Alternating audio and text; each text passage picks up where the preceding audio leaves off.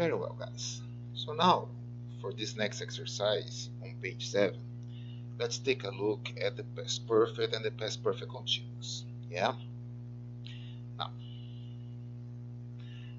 first, let's take a look at these two sentences. You studied English, you moved to New York. Now, in this first sentence, you studied English. When did you study English? In the past. You moved to New York. When did you move to New York? In the past as well. Now, when you have one action that happened at a specific time in the past, this verb is in the simple past. Okay? Here we have two independent sentences that happened in the simple past, two verbs that happened in the simple past. Now, if we combine these two sentences into one long action, you had studied English before you moved to New York. Let's take a look here at this section of the sentence. You moved to New York. Well, when did you move to New York? In the past. So this verb remains in the simple past. But let's take a look at this first verb here. You had studied English. Well, when did you study English? Before or after you moved to New York? You studied before you moved to New York. So in this case, we have one action that happened before another action in the past. So in this case, when we have one action that happened before another action in the past, this is what we call past perfect. So we use the past perfect to show that an action happened before something else in the past, or before a specific time in the past. That's it. So this is the past perfect. Notice the structure of the verb. Past perfect is the verb had plus the past participle of the main verb. Yeah? All good? So let's move on. Now, we have here our example that we saw in the previous screen. You had studied English before you moved to New York. Let's expand this sentence a little bit. You had been studying English for 2 years before you moved to New York. Now, this verb here, you moved to New York. When did you move to New York? Still in the past. So, this verb remains in the simple past. Now, if we take a look here, you had studied. This action happened before our action in the past. But we have one additional piece of information for 2 years, which is the length, how long the action was in progress for 2 years. And this action was in progress before another moment, another action in the past. So let's take a look here at our sentence. You had been studying English for 2 years before you moved to New York.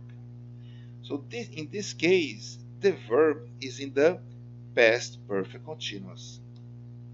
So we use the past perfect continuous for something that started in the past and continued up to another action or time in the past.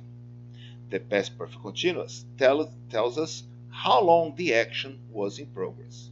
So that's it, guys. So the past perfect continuous shares the idea of the past perfect that we have one action before another moment in the past. The additional piece of information we have here is the length of the action, in this case for 2 years. Notice here the duration of our action. Notice here the structure of our verb. Had, been, plus the present participle of the main verb. Present participle is the ing form, is the continuous form of the verb. Make sense? So guys, go to page 7 in your books. The exercise about past perfect and past perfect continuous. So this is related to that story we saw before on page 6 about Greg talking to his mom about his plans regarding college. And here we have this context, okay? Uh, the conversation they were having, the plans they had, the ideas they had before the sentences we had here. So let's take a look here. 1. Greg told his parents that he wants to travel before college. He, using the verb think, about it for a long time before he told them. So he told them in the past. Before he told them, he had thought about it for a long time.